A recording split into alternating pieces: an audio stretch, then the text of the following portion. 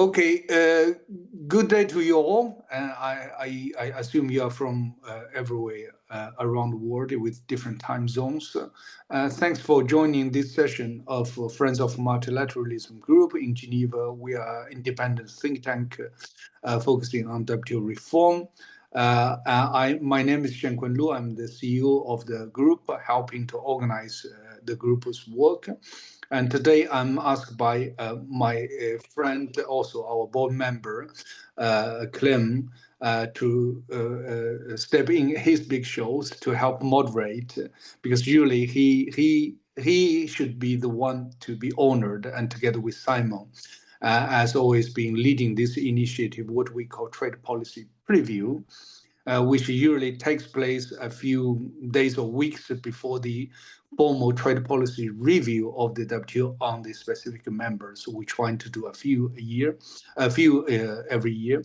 And Clem and Simon has been leading on this. So the purpose is very simple, just to jump out of a little bit probably rigid kind of mechanism of the trade policy review, give members beforehand a platform more candid, more kind of easygoing, to speak out, to look at the key, a few, not everything, but a few key trends in the member under review, and try to see their role in the WTO and everything that may be important for the member and also for the system and other members.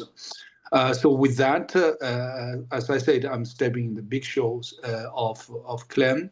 So I'll be a very light moderator today. I will simply pass the floor first to Simon, to be followed by Pete and Mia. I don't have to introduce them. You all know him well, and their CVs, everything has been shared in the program. So if you are interested, just go there for the details. So without further ado, I'll give floor now first to Simon, please. Thank you, Lou, for the introduction. My task here is to give an overview of the trade policy developments by Australia since its last trade policy review. As I've written in the chat, if you would like a copy of my slides, please email me. I've provided the email address. My task here is not to duplicate the excellent work of the Secretariat in the preparation of its report. Instead, as you will see, my approach will be to put more numbers to what Australia has been doing and what has been done to Australia since its last TPR, in the hope of augmenting the evidence that's available to WTO members as they consider this G20 members' behavior. Let me raise some slides, and hopefully we can make progress. Very good. By now you should be able to see my slides, and I want to start by highlighting some basic facts. And Australia is a $1.7 trillion economy. The last trade policy review took place in 2020. At that review, the chairman made a number of remarks highlighting the contribution that Australia had played to the WTO with an active membership. Its economic growth, its openness were all lauded. There were comments made about the gaps between its bound and applied rates, the so-called tariff water. Some concerns were raised by members on various tax questions. There was also concerns raised about the sanitary and phytosanitary regime that Australia has in its WTO consistency, and about the use of anti-dumping measures, especially on steel. So I situate this just to remind you of where the discussion was in 2020. What I would like to do next is to just provide you some overview on what has happened trade-wise with Australia, and to talk about its current trade policy regime. Now, getting a handle on Australia's actual trade flows itself is not so easy. There's a big divergence between the total amounts of recorded trade in US dollars versus local currency, and when you use inflation and non-inflation adjusted measures. So if you use the more non-inflation adjusted measures, you'll see that on the export side, Australia's exports have stagnated since its last TPR, and on the import side, they've only begun to increase in the last year or two. What is the case throughout or since the last TPR is that there's been a significant level of inflation in Australia, which has reduced real wages significantly, and this may well cast a shadow over trade policy debates. So that's by way of macro overview. Let's turn to the current trade policy regime. I'll summarize here some findings which I will show you in charts. The first is that lots of water remains in the Australian tariff regime. Although Australia is, of course, a member of the WTO, it has a lot of RTAs, and those RTA partners are responsible for a considerable amount of its imports and exports, as we will see. Australia is unusual in the Global Trade Alert database in that for every trade distortion in force, there's actually 1.6 trade reforms in force, and I'll explain why that is. When it comes to measures favoring local firms, tariff increases, but in particular subsidies to import competing firms are by far the most active measures, and we'll see that subsidies in the last few years have really taken off. And Australia has also cut tariffs on selected products as well, quite considerably. So let me show you the data that we have in the Global Trade Alert database comparing the situation in the last TPR with the current TPR. There is a huge expansion in the number of commercial policy reforms which have been undertaken by Australia. This is because, of course, here we are counting individual interventions, and these are largely trade tariff concession orders which Australia issues if a firm wishes to import a good for which there is a local competitor. And so this accounts for almost all of the increase that you see in the number of interventions there. Whereas on the other side of the ledger, that is measures which favor local firms and harm the interests of foreign trading partners. Here there has been a surge, nothing less than a surge, in the number of corporate subsidies which have been awarded. We saw indeed a spike during the pandemic era, but it is also important to highlight that in the last couple of years, the levels of subsidization in Australia are still twice the rate that we saw before the pandemic. So this is not just a matter of a spike.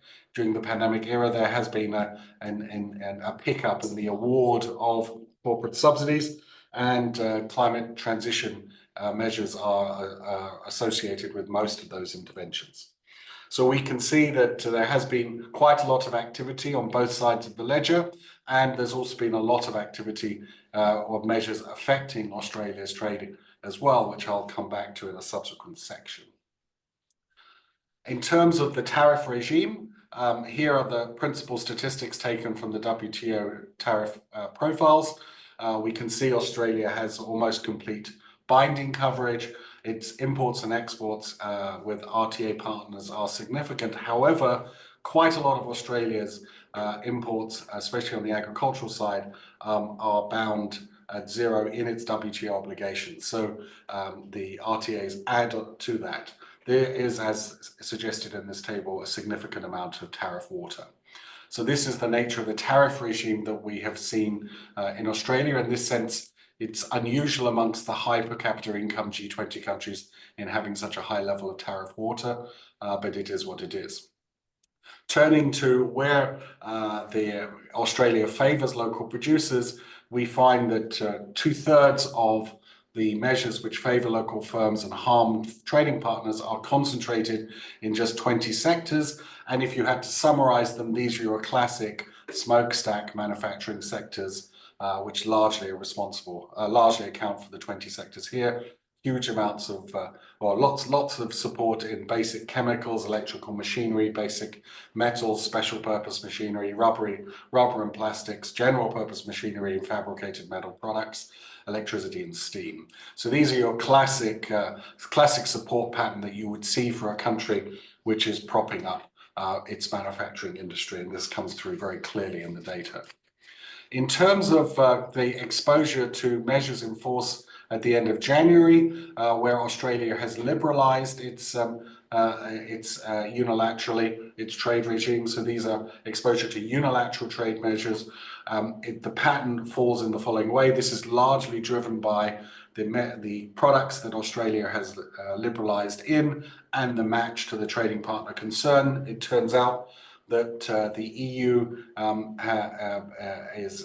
or at least half of the EU's exports to Australia are in product lines where there has been some type of liberalization which is still in force. Other countries are less lucky. The LDCs, a fifth of their exports are in products where Australia has unilateral tariff or unilateral trade reforms which are in place. Latin America comes in next. And the country which seems to benefit the least from unilateral reforms by Australia is the United States. If we flip the perspective now to where Australia has put in place unilateral measures which harm trading partners, then we can see that actually the jurisdiction which is whose exports are covered the most by Australia's harmful measures is the United States. So there's an interesting juxtaposition between the last two slides. The BRICS are also affect about 55% of their exports are covered by or in product lines where Australia has taken harmful measures. And you can see we go through here. In terms of impact on the LDCs, less. So in that sense, a somewhat LDC friendly pattern of results here.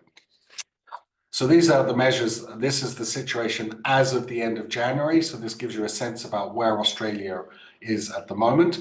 Let me talk now about the evolution of its trade policy since the last trade policy review. Here's the summary conclusions that I'll show you in the charts that follow.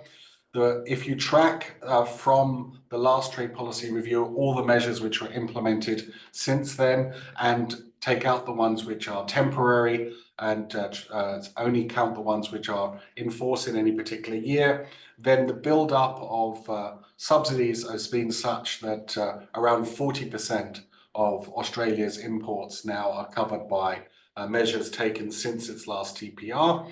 In contrast, the share of Australian imports which are covered by trade reforms is about half of that. So we can see the balance is in the wrong direction. Where we have good news, it is that is on market opening, it is because of tariff reductions. We also see on the other side considerable resort to subsidies. I will show you that there's a significant change in the sectors which are favoured since the last TPR, and we've identified 19 trading partners where more than $1 billion of their exports are at risk from measures that Australia has taken since its last TPR.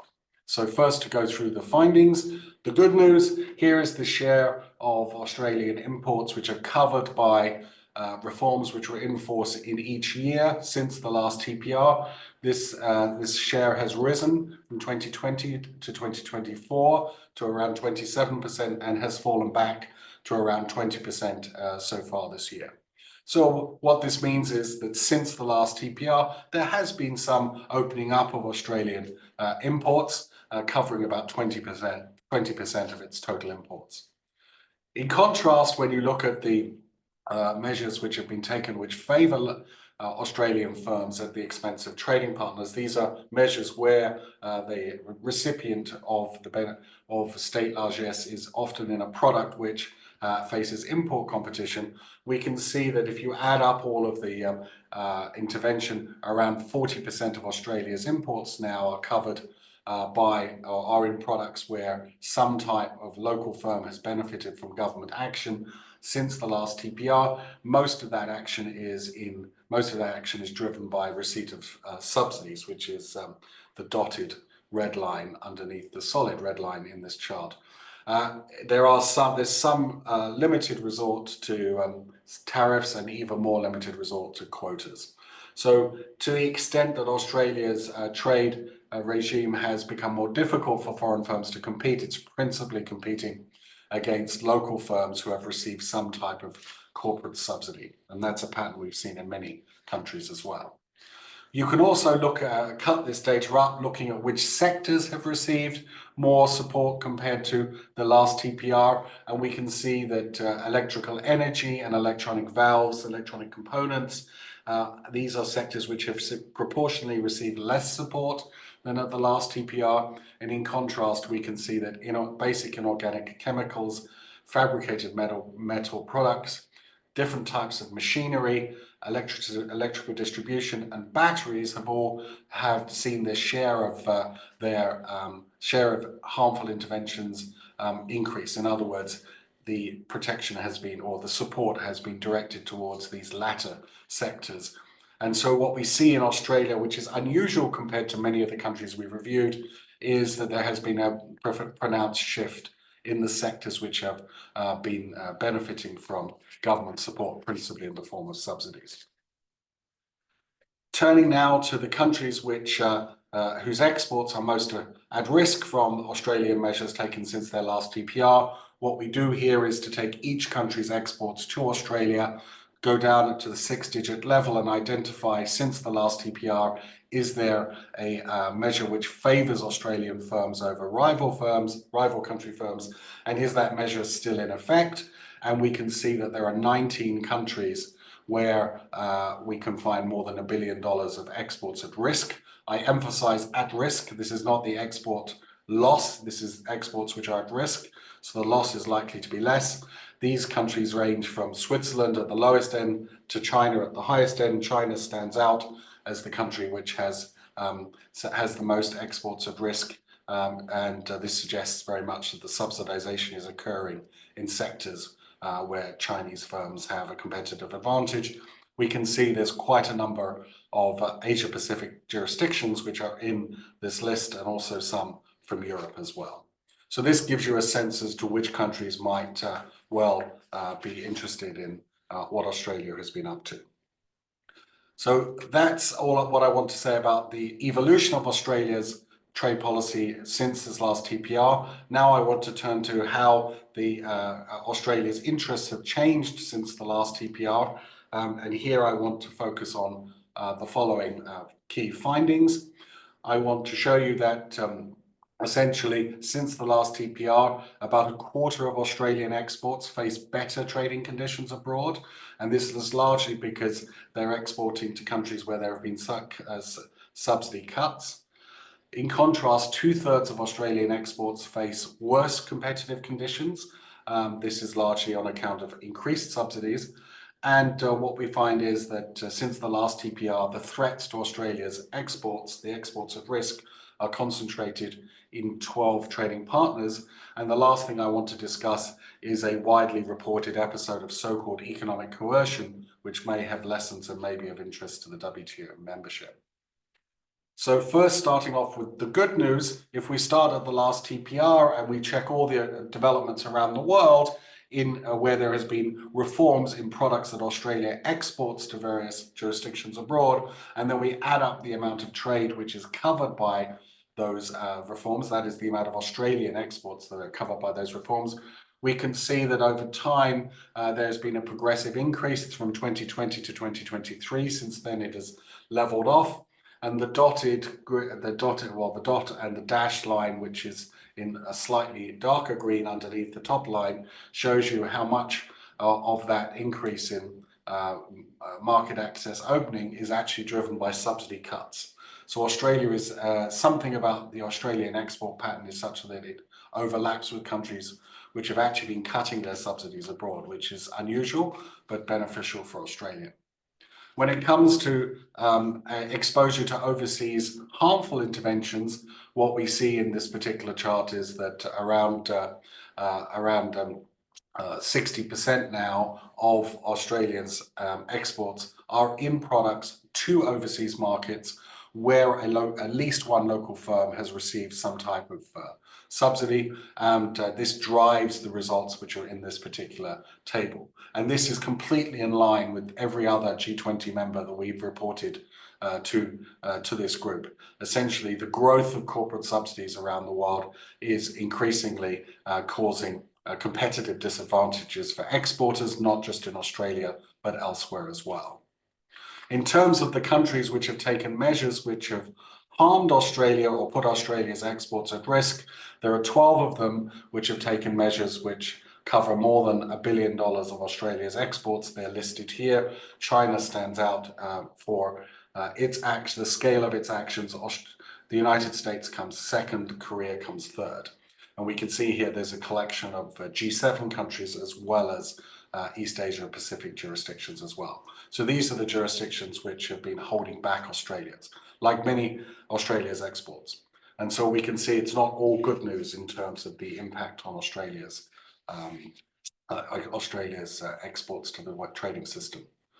The last thing I'd like to talk about before I pose some questions which might be useful for discussion is to discuss a particular dispute which occurred between China and Australia and is widely referred to as a case of economic coercion. This is a dispute which fortunately has been resolved. It's now over, but it's instructive in an era of intensifying geopolitical rivalry, and there may be lessons for other countries as well.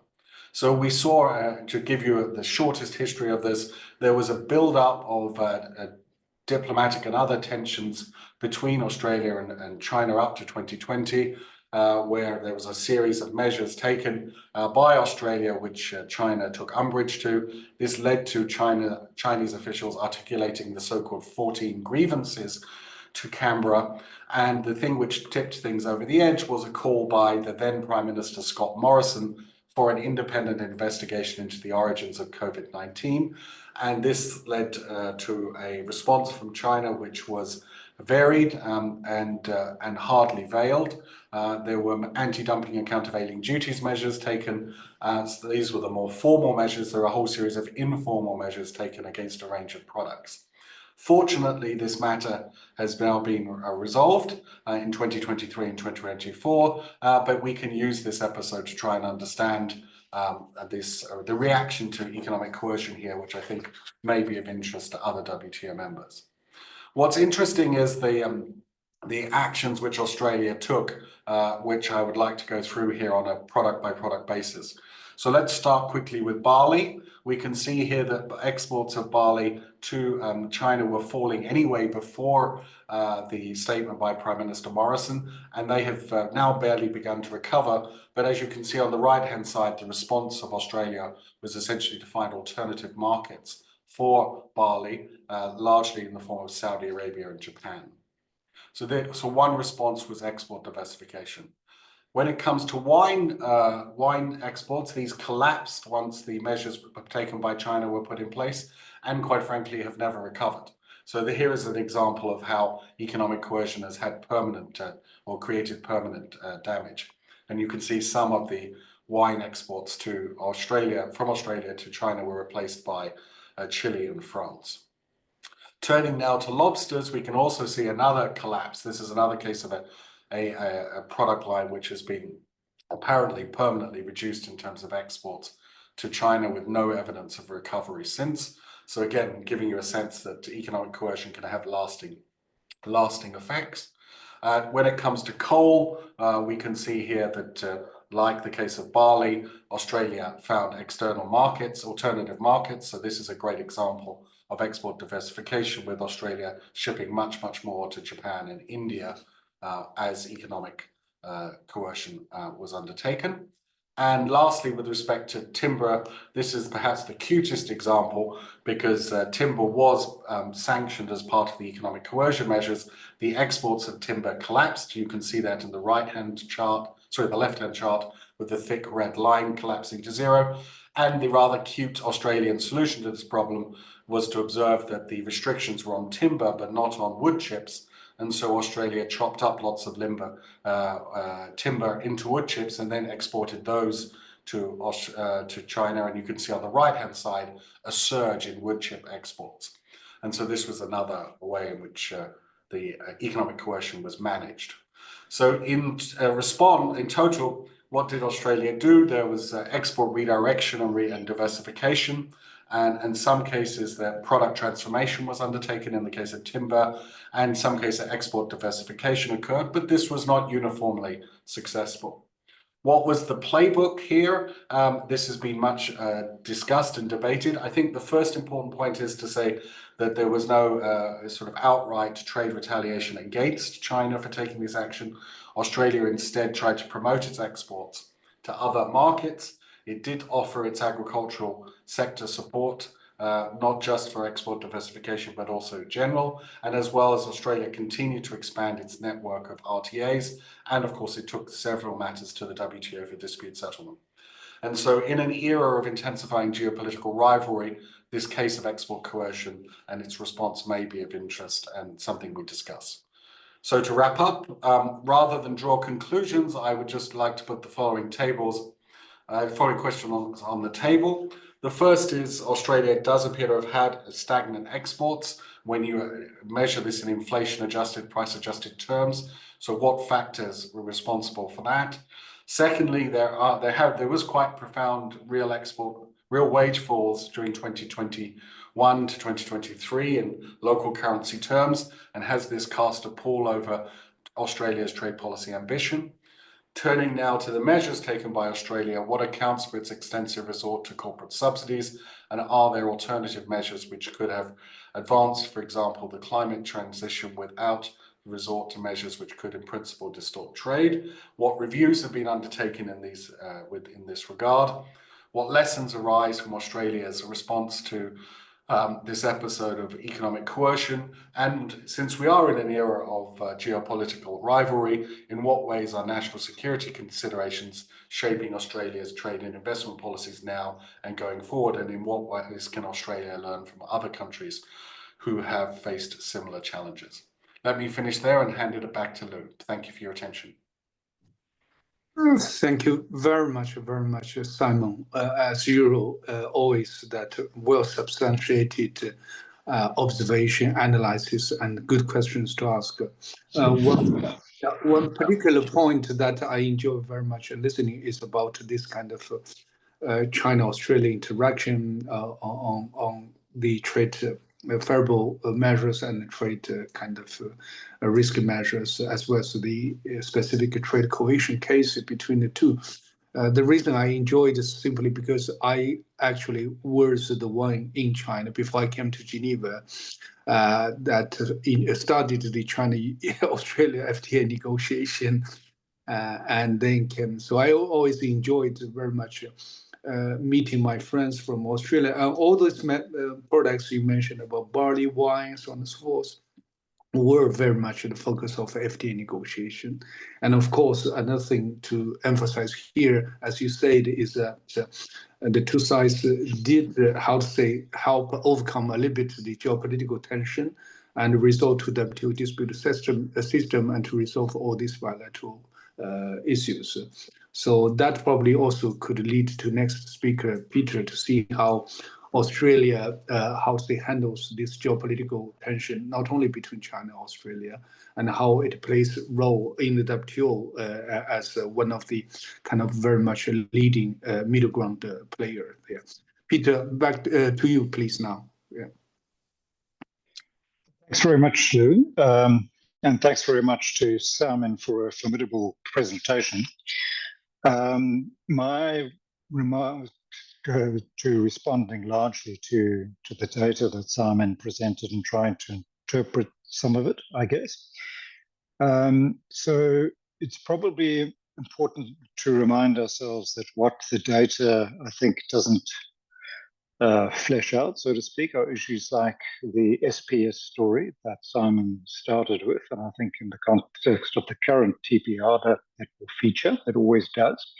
And there's certainly lots to think about there. But in Australia's defense, and I'm not here to defend Australia, I should stress, Australia is a biodiversity stressed country, and I would observe that it generally follows the rules. So, where trading partners have problems with Australia's SPS rules, they're welcome to bring cases. They have in the past, and they'll be resolved, hopefully, through a normal dispute settlement process. I think when it comes to the trade data, and Simon makes this point, I think services trade is not adequately covered in data generally, but services trade has been a key part of Australia's success story recently, if I think of education services particularly, which since the COVID crisis have really roared back again, and they're Australia's fourth largest export, notwithstanding all the current problems with visa restrictions and so on. So the services side of the trade performance is important, and we shouldn't lose sight of that. And then in terms of the balances between the aggregate harmful versus beneficial policy interventions, as Simon's data makes clear, Australia is a net loser. It's not innocent either, but it's a net loser. And as he points out, much of the positive difference is accounted for by tariffs.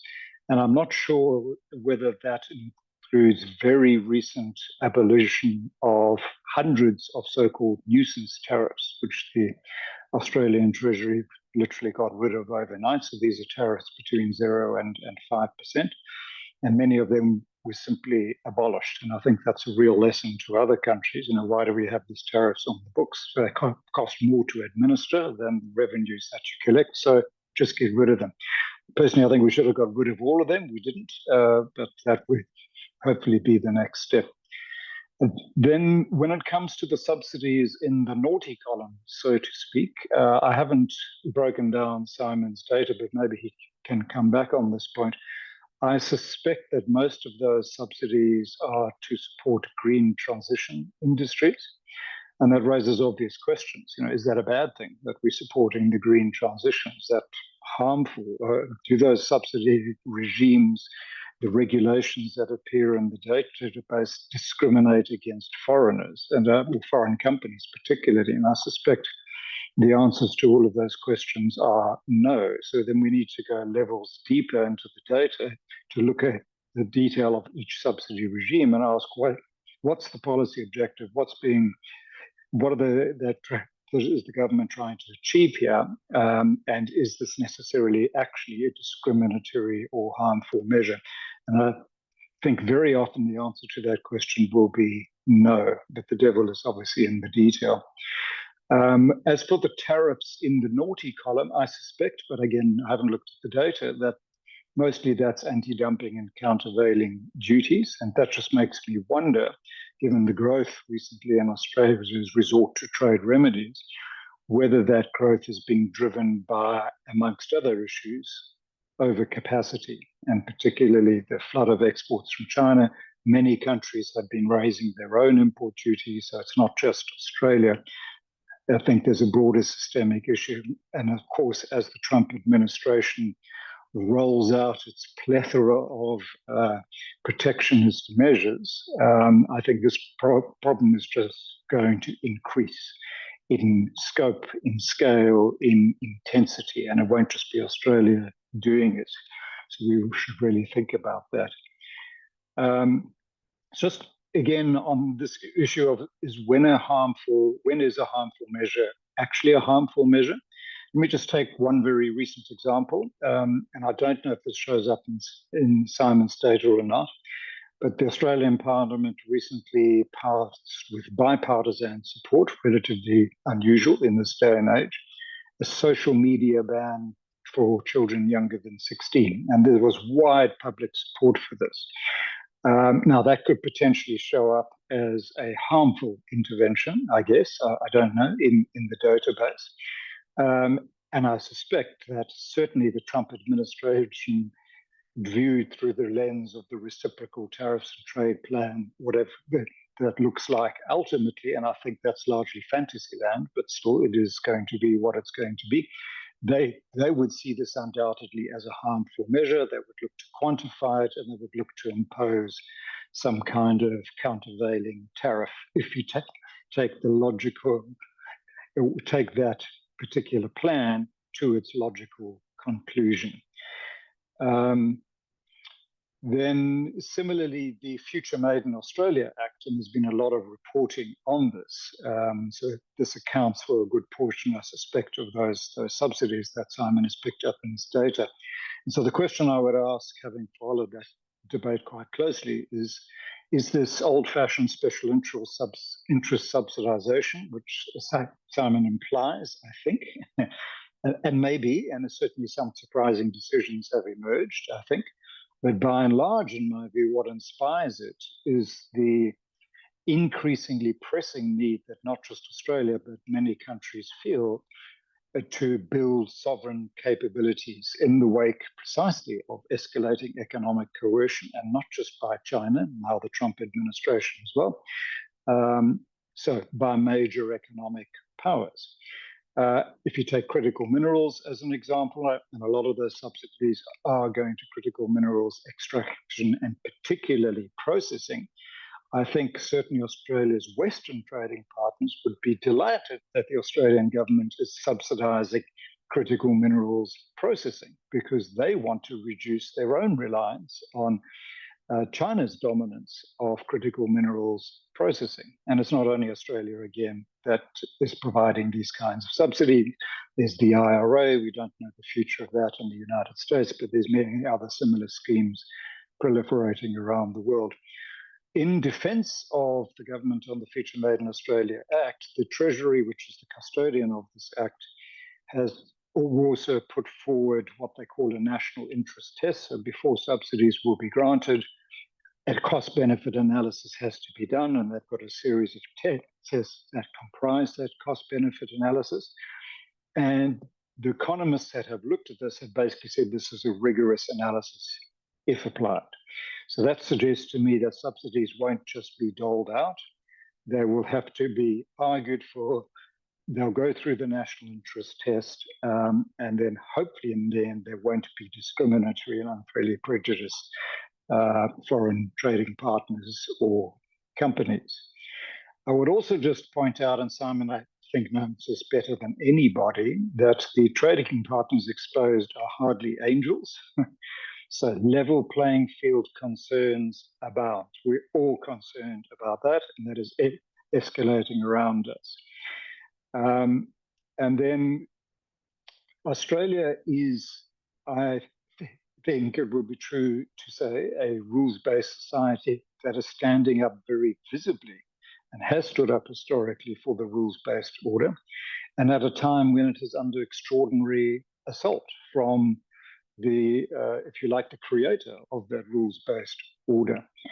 And in a previous version of the presentation that I saw, Simon had some slides on Australia's adherence to transparency, and I think that really affirms this point. And then finally, some quick fire responses to the questions posed at the end.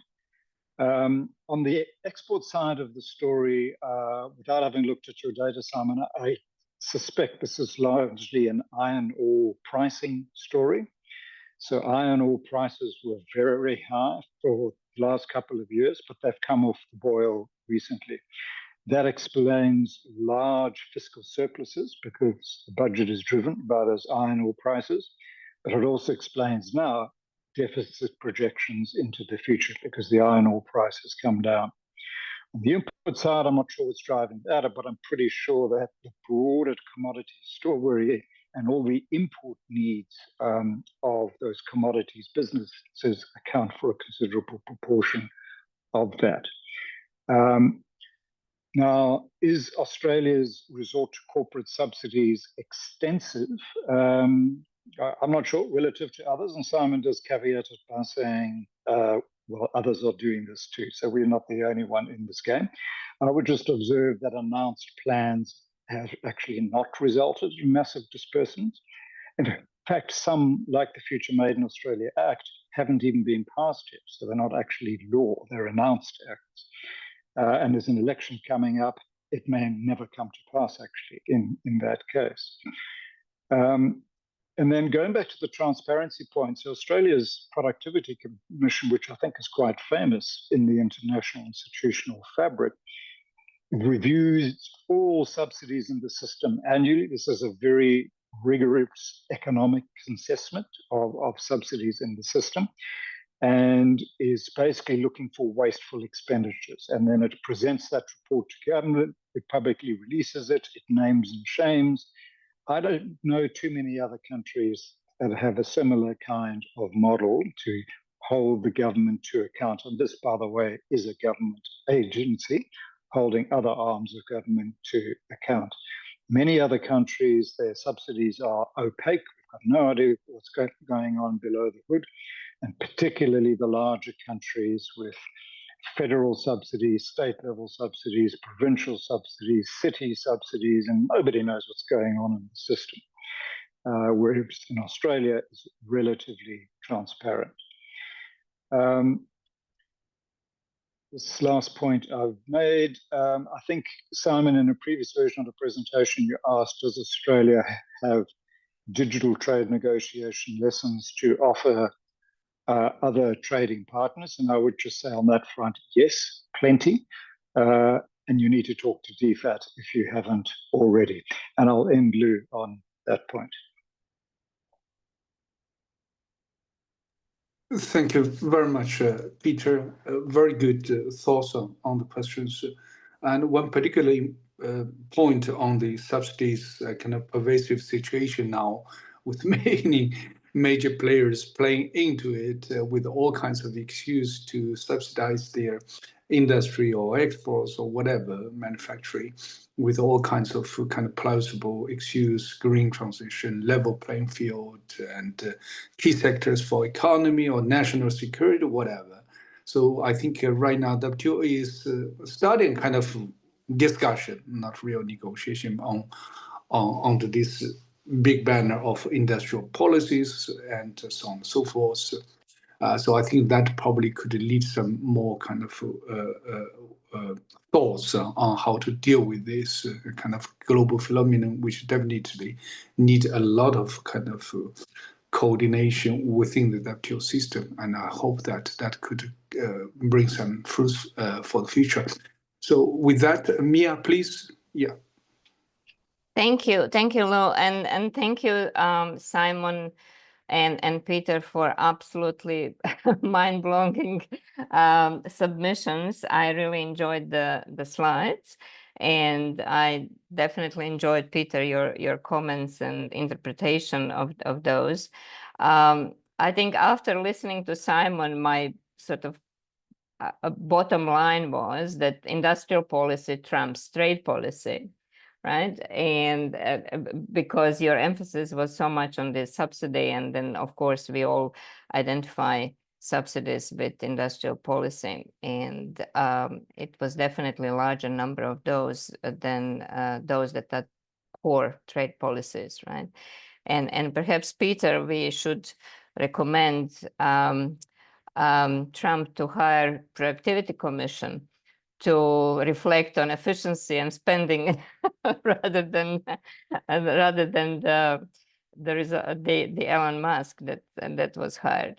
But anyway, look, I'm not gonna. I knew that you will be both of you will be providing very much focused and technical sort of commentary on this, and I looked at the trade policy review of 2020, and I looked at both Secretariat report and the government report, and then I looked at questions that members were asking. And what I realized, and that often is the case, is that quite a number of questions were related to the parts that the government did comment on, Secretariat did not so much, and they were related to softer issues related to trade policy and the impacts of trade on development, and not necessarily all these measures and quantitative analysis. So what I intend to do here in a short period of time, Lou, because we want to leave some time for the for discussion. I just want to comment on different dimension of evolution of Australian trade policy since 2020 review. And I think this is important because often it is neglected, and in particular it is important given the changes that are coming from the leader of the democratic world. So I think while it is very taken to heart that all the changes in the Australian policy that Simon reflected were moving towards diversification of trading partners or the products, and enhancing the resilience and definitely heightening economic security. There were also changes that are important to point here, and there are in a word, they were in a context of multi-purpose trade policy, or converting the trade policy into multi-purpose trade policy, particularly in the dimension of inclusivity and sustainability. So I will comment mostly on inclusivity aspects, but maybe because I know that Peter has worked a lot on environment, he can also comment later on sustainability aspects. So this change was done mostly through the different trade agreements and trade arrangements. And Australia has started to actually include substantive provisions and dedicated chapters that deal with inclusivity. And in particular, this relates to women's economic empowerment and with the protection and promotion of Indigenous peoples' interests and rights in trade. So the latest example that I want to emphasize is the Australian UAE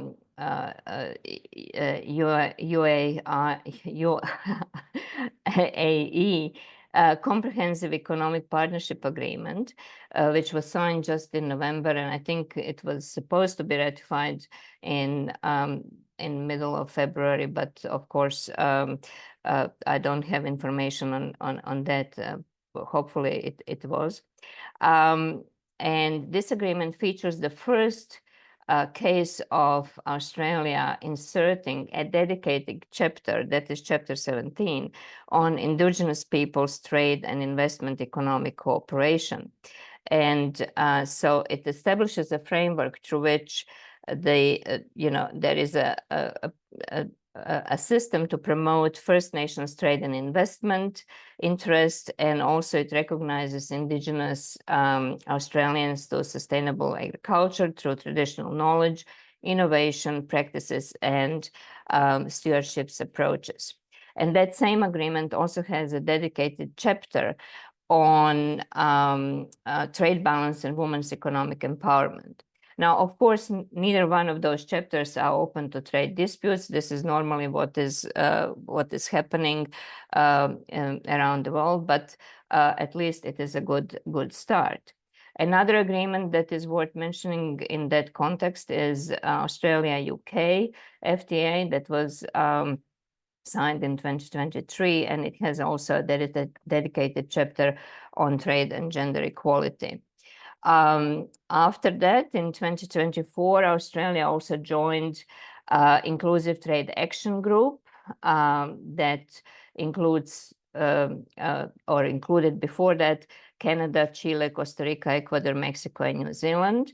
And then also at the same time, the Global Trade and Gender Arrangement that then increased to 11 members, and that is focused on promoting women's economic empowerment through capacity building.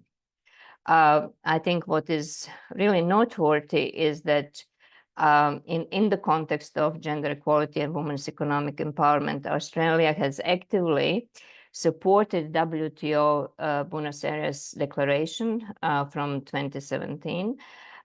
It also has supported very proactively informal working group on trade and gender. And just recently, I think it announced a new international gender equality strategy, which I want to also talk about, because one of the 5 priorities of that strategy is women's economic empowerment and inclusive trade. And it also lists the modalities through which Australia plans to actually deliver that priority, including embedding gender equality in multilateral aid for trade. And so Australia has committed that in 80% of all development investments that it will make, it will address gender equality effectively. And I think the Treasury has already reported that has been done. All the projects that valued of 3 million or more will have to have a targeted gender equality objective. It also plans to strengthen cooperation at the WTO and other multilateral or international fora like APEC, and we'll see what APEC will be able to do, but to mainstream gender responsive trade policies, it has committed to actually include gender equality provisions in all future FTAs. And also going back to your last comment, Peter, about digital trade rules. It committed to expanding digital trade rules and standards through negotiations, advocacy, and capacity building to grow digital trade and generate benefits for women in emerging markets. And that deals with really linking this trade policy and development cooperation that is very important. Very briefly related to indigenous peoples' rights, Australia signed in 2020 a bilateral arrangement with New Zealand on indigenous collaboration. And then in 2021, it was one of the founding members of the Indigenous Peoples Economic and Trade Cooperation Arrangements, IPETCA. And of course, the other members are Canada, Chinese Taipei, and New Zealand. And US actually last year, under Biden administration, has joined as an observer. I'm not sure where will that go, but anyway, that's on the indigenous people side. And on sustainability, of course, there is this novel agreement between Australia and Singapore on green economy. And from 2022, which also gives a foundation for greater collaboration between these countries to drive, objectives like reducing emissions and build together economic and climate objectives. So goes to the overall intention, perhaps, of Australian government to try to reduce emissions. Now, I think it is also necessary in the context of our previous discussions to underscore that Australia was very, very active in supporting GSIs. Of course, that goes without saying. It is in the interest of Australia to put in place, hopefully, the services domestic regulation. Peter stressed that we always sort of, focus on goods, and we actually ignore the role of services, which is, this is the fastest growing, activity, both in trade and in terms of domestic, and we should be paying more attention to that. So I'll stop there, but I just want to ask one thing, if I may, to all of you. And I think in 2023, Australia, Canada, Japan, New Zealand, UK, and US have signed something called a Joint Declaration Against Trade-Related Economic Coercion and Non-Market Practices and Policies. And I just want to ask if anyone knows what is happening with that, particularly from the perspective of US being a signatory of the same. All right, thank you very much, Lou. I hope I left enough time for the discussion. Sorry. No problem. Mia, thanks a lot. It's really quite a valuable contribution, particularly in terms of, as you described, a kind of forward-looking trade agenda by Australia in terms of indigenous people, trade agenda, digital services, GSIs, so on and so forth. This is actually very much needed, of course, in the new WTO reality and the 21st kind of trade agenda, which should be forward-looking. I remember DG herself, Dr. Ngozi, said once that the future of the international trade is inclusive, green, and service, if I remember correctly. About the question, I'm not following that, and I don't see any reports or analysis on that, but I think that probably that's one of the probably the minorest kind of piece of bricks that some new administration is pulling down, and which could be a kind of also opportunity for us to discuss a kind of broader geopolitical tension and also leadership role of Australia in future WTO reform.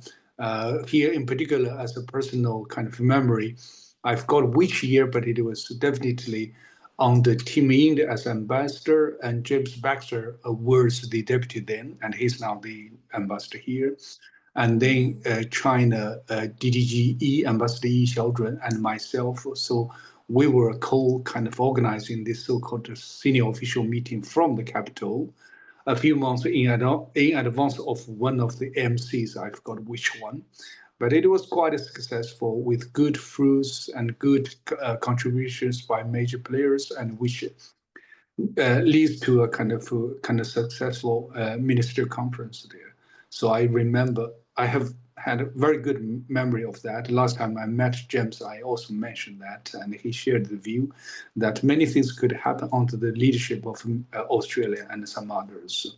So I will stop here. I would ask if any of our friends here who would like to take the floor, maybe Willie, as the former director of Trade Policy Review, and also in the audience, if any of you would like to take the floor, just send a signal to Natalie. She will get you in, or you could simply put a question in the channel question system there, and Natalie will help bring it to the attention of the panelists, and then we could help respond.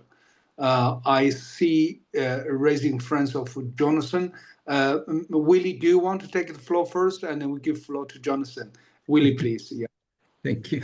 Thank you very much, Lou. I knew that I was going to be asked to intervene, so I prepared myself for a couple of things. And first of all, thanks to Simon, Peter, and Mia for the presentation. I think this is really very useful and an excellent combination of the data, the charts, and the assessments. Really, really good. From my side, I have two questions and a couple of comments. The first question, and it's also related to something that Mia just said, services.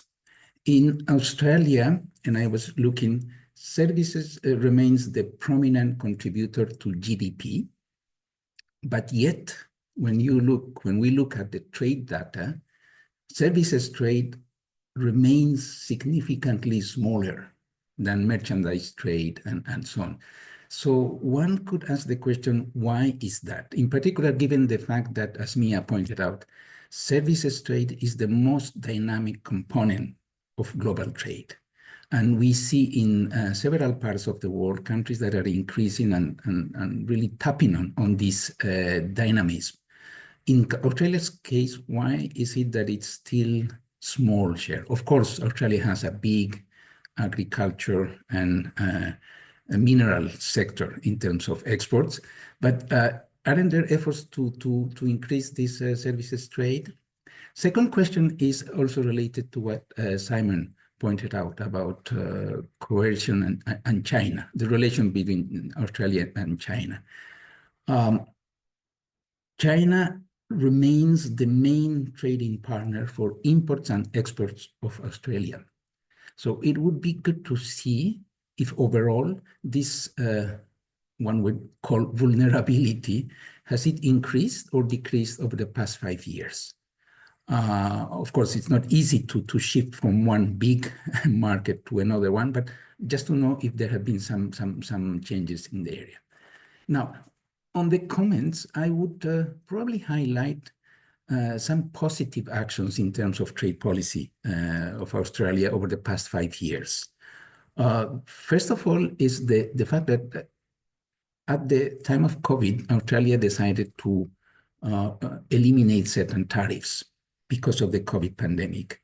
And I saw that in 2022, they decided to make these temporary tariff decreases permanent.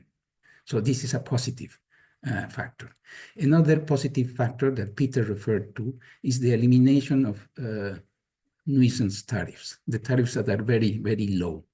I think more than 400 tariff lines have been permanently eliminated. So another good positive action by Australia. Then there is this progress made in an internal trade initiative called the Simplified Trade System, which is aimed at simplifying all kinds of trade procedures. So another good point for Australia. The third one is that Australia remains very active on regional trade agreements. And over the past 5 years, they have signed more trade agreements. And if my calculation is correct, these RTAs cover 31 trading partners. And Simon referred to one interesting data, saying that 3/4 of imports come from RTA partners. That would seem very high, but one has to put that in perspective with the fact that Australia also has a big share of duty-free lines MFN. If we take out those MFN tariff lines, the share of imports coming from preferential partners would be something around 25-27%. And all this seems good, but there's one negative fact that probably will appear, is that Australia changed its foreign direct investment regime. And some people say that this is the most significant reform over the past 50 years. Because of national security interest, the investment policy measures have been moved toward a more restrictive environment. And obviously, looking at the data, that was reflected with a decline in FDI inflows into Australia. So positive developments in the area of trade, but a caution in this area of more restrictive foreign investment regime. So I'll stop there, and thanks. Thank you very much, Willie. Very sharp observations and good questions. I will take Jonathan's comments and question, and then I'll give the floor back to the panelists. Jonathan, please. Is my audio working or not? Yes? Okay. Peter, it's lovely to see you. We don't see you often enough given the time zone. And Simon and Neil, thank you so much as well for a very informative presentation. Let me just ask a couple of questions for clarification. First, Simon, as we know from the maneuverings in the United States on the IRA and the CHIPS Act and so on, industrial subsidies aren't by definition harmful unless they're discriminatory or unless they have border effects. I don't know, and could you elaborate whether through the Global Trade Alert team you've analyzed how many of Australia's incentive programs are actually open to foreign participation, or have regional distribution but no international impact, and so on. It's a little too glib, I think, to say by definition they're all harmful. So just to understand the analysis behind that. Second, building on Willie's observations, I'd be grateful again to understand the analysis for us, Australia being member of so many regional and plurilateral agreements, some of them quite significant. They're both CPTPP and RCEP members, for example. Yet, Simon, you highlight harm to ASEAN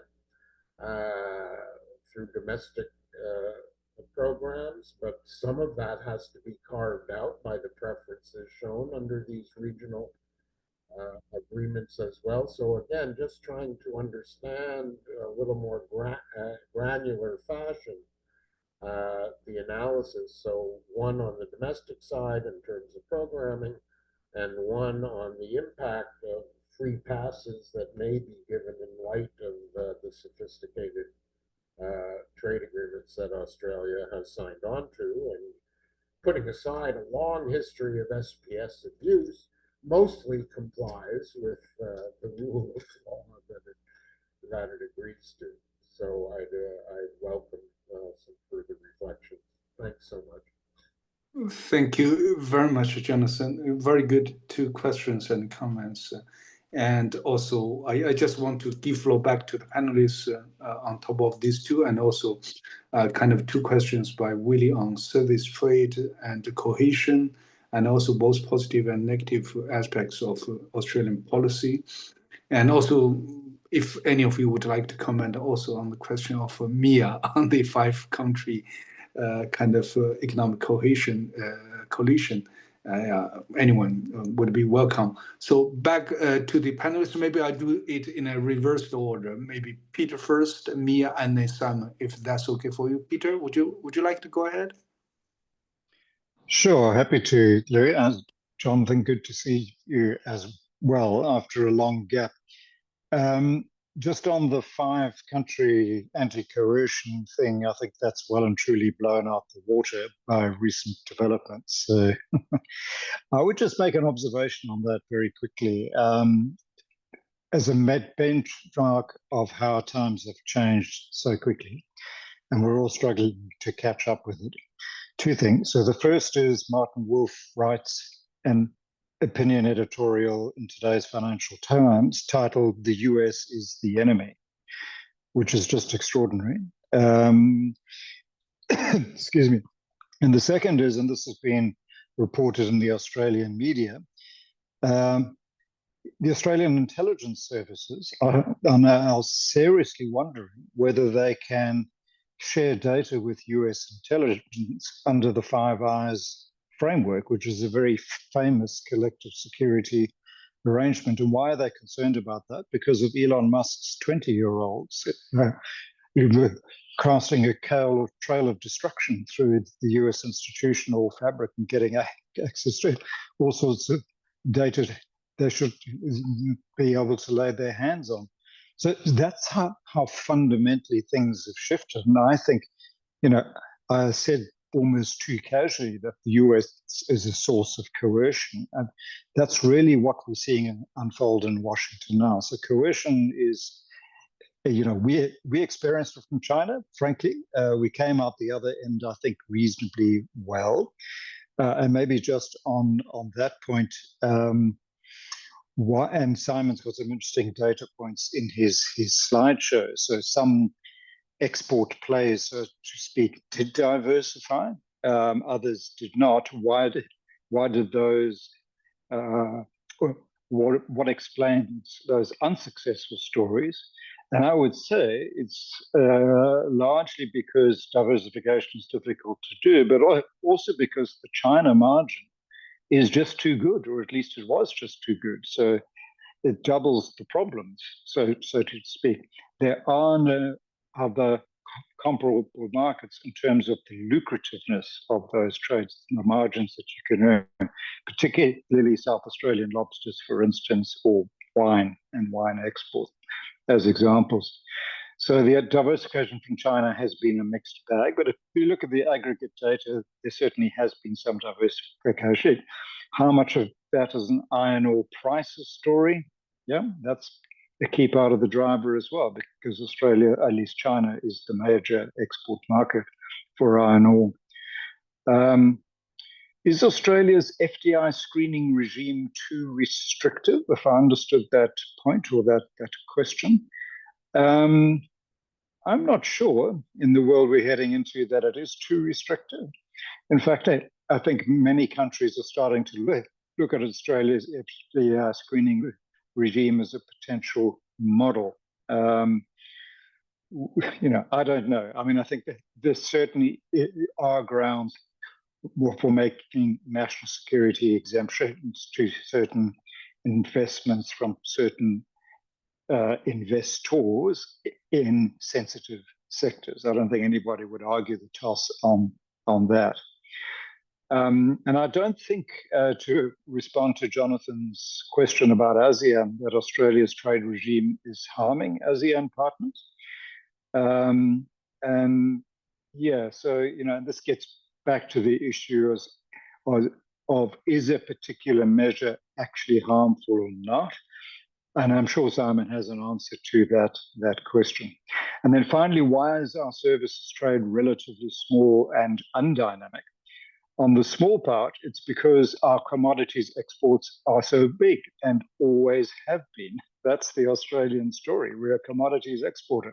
We dig stuff out the ground and we ship it abroad, and we earn the rent from that, and we reinvest it back into all sorts of things, institutions, education, you name it. The undynamic part, that's interesting. I'd need to see the Secretariat's report on this, but the OECD did do quite a rigorous forensic assessment of Australia's services economy and services trade regimes. And arising from that, DFAT formulated a services export action plan, which saw some action for some time. They identified many actions, by the way, and most of the issues have to do with divergent regulations across the states. I guess a familiar story for Canada and other federal countries. But that services export action plan, regrettably, has been largely shelved in recent months.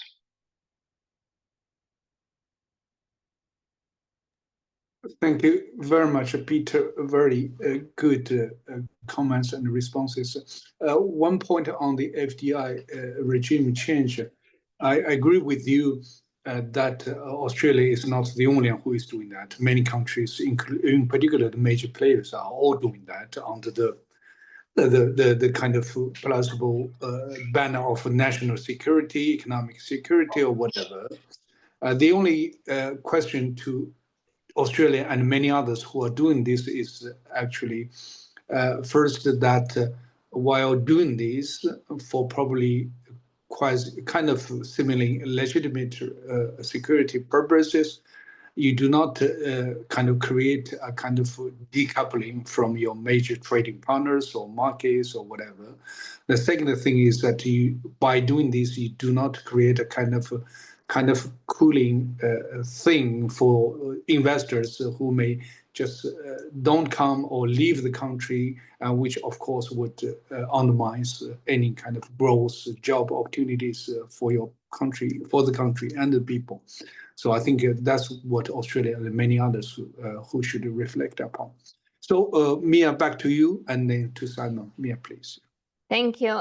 Just few comments, I think, which I could have actually mentioned earlier, Simon, with respect to wine.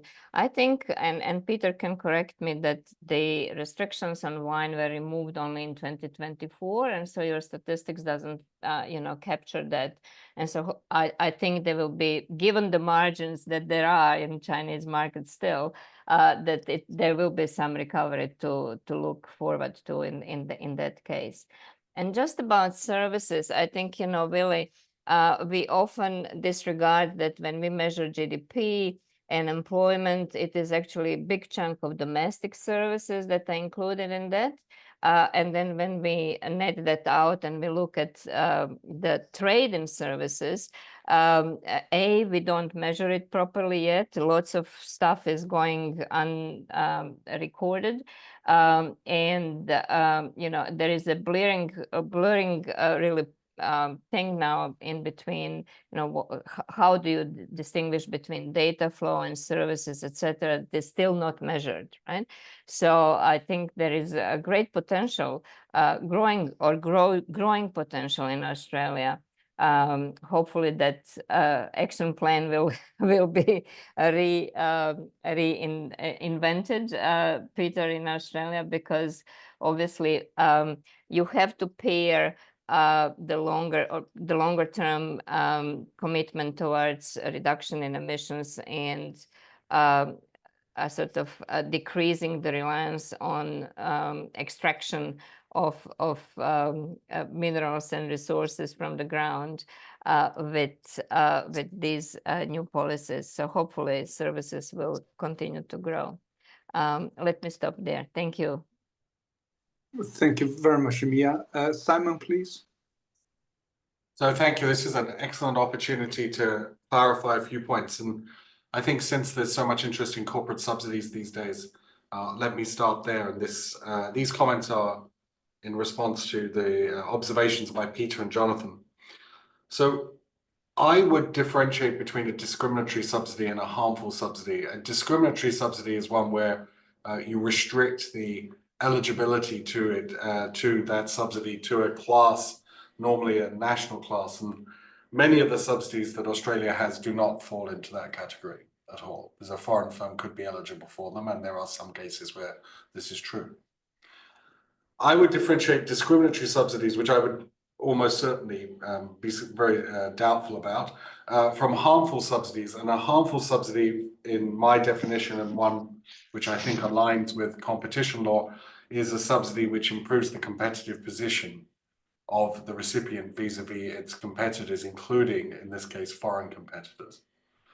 And in that sense, the subsidy is harmful. Now, some people would say, well, that means subsidy receipt almost by definition harms a foreign trading partner. And at some level, there is some truth to this. And it gets worse when we start thinking about the context of climate transition measures, because many of the firms that receive these subsidies are ones which have high levels of energy intensity, and they typically are, and high levels of energy intensity in many countries is correlated with low levels of productivity.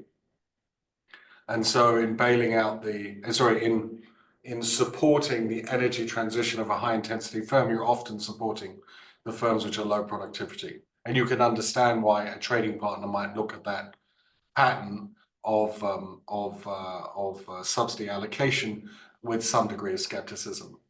And all I would say to our Australian friends and others is that just about anything which could be said about in criticism of the Australian measures on climate change subsidies has been said whenever the European Union has used subsidies in agriculture for non-economic purposes, right? So there's a complete parallel there, which I'm sure takes some people down memory lane. But I think the thing to say, and the way that we code these things up, is if we think the competitive position of a firm has been enhanced by the receipt of subsidies, then we code that as a harmful subsidy. And you'll notice that I did not use the phrase discriminatory subsidy once in the slides or in my presentation, and this was deliberate. And I think this is just the beginning of that conversation about where we draw the line, especially if there are indeed real environmental or climate benefits from a particular subsidy action. So again, that's an ongoing discussion, but it certainly comes up in the Australian context.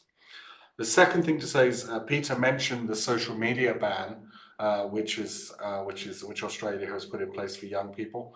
That is not in our data set. It is in our tracking of the digital policy alert. But in the digital policy alert, we don't classify things as harmful or liberalizing because they are normally regulatory measures. So none of the numbers that I showed you would have been inflated by that type of action. As you know, Peter, in the slide deck that I shared beforehand, there is a section on digital policy developments, which I took out just in the interest of time today. But if colleagues want to talk to me about that, that's an area where Australia has been very, very active, and as Peter rightly highlights, active in ways which may well attract the attention of the Trump administration. Turning now to Willie's question about dependence of Australian exports on the Chinese market. If you believe the trade profiles publication of the WTO, then this dependence has gone down sharply in the last few years. And so I guess from that point of view, this is that's a change which is potentially worth remarking on as well.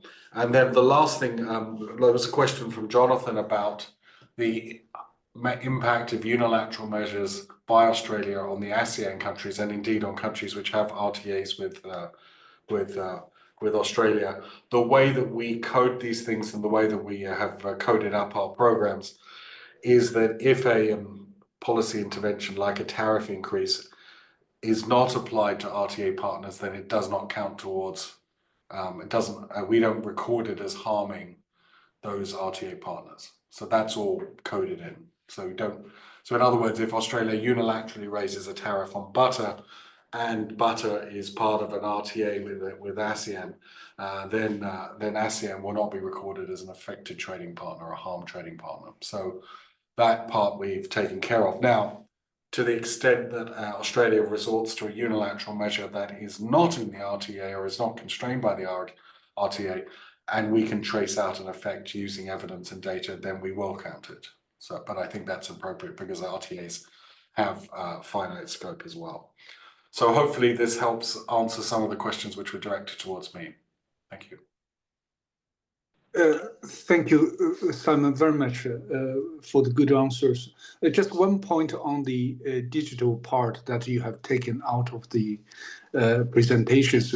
Maybe if it is okay for you, I will ask Natalie, because she usually, when she puts out the notice of this session and with video, your PowerPoints would always be shared there for our broader audience who may not be able to come here.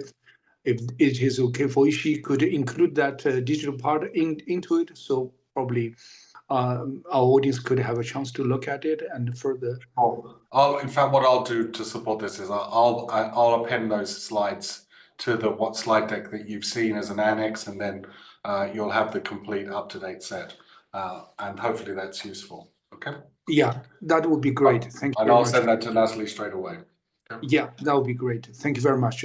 And I would just wonder if any of our friends here or the audience have any questions. Natalie, do we have any comments or questions from the audience? No, not yet. Okay. If not, I think we have only 4 minutes to go before we have to conclude. I will probably just ask whether Simon, Mia, or Peter, do you have any conclusion remarks to make? If not, I will just say a few words. First, of course, I enjoyed, as always, very much our discussion, all the presentations, comments, and from you and also our FMG members. This TPP exercise has become quite an interesting instrument for our audience, especially ambassadors. I remember quite a few times when I bumped into a few ambassadors in the WTO receptions, and they always told me that they have been, even they could not be here today, but they always go to our sessions before they officially go to the WTO trade policy review, and use quite a lot of our discussion and stuff here for their kind of comments and questions to the member on the review. So I hope that, and I'm sure that this session will serve the same purpose to help enrich, as Willie said, that help to enrich the WTO formal trade policy review. And Simon said the same, not to replicate what they are doing here for the member. And the second thing is that it is accidental that Clem offered me the chance to moderate. I feel very privileged, not only because of my previous professional relationship with Australia on FTA and the senior official meeting, but also actually my wife has been working in her early career quite a few years for Australian company, which is called, I think, Anglo Gold. I think that's the name. And she said that's the most beautiful part of her career when she was in Beijing and before she came to Geneva. And she was calling me actually during the session. And I will be happy to report back to her that I have done my humble moderation to serve her previous boss, and she would be extremely happy about that. So with that, I thank you all for your contribution, and I thank the audience for their patience with us, and also our friends here who have been contributing. And we look forward to your participation next time. As stated, that the video and everything will be shared on our website and also YouTube. So stay with us. Thanks to you all, and see you next time. Bye-bye. Thank you. Thank you.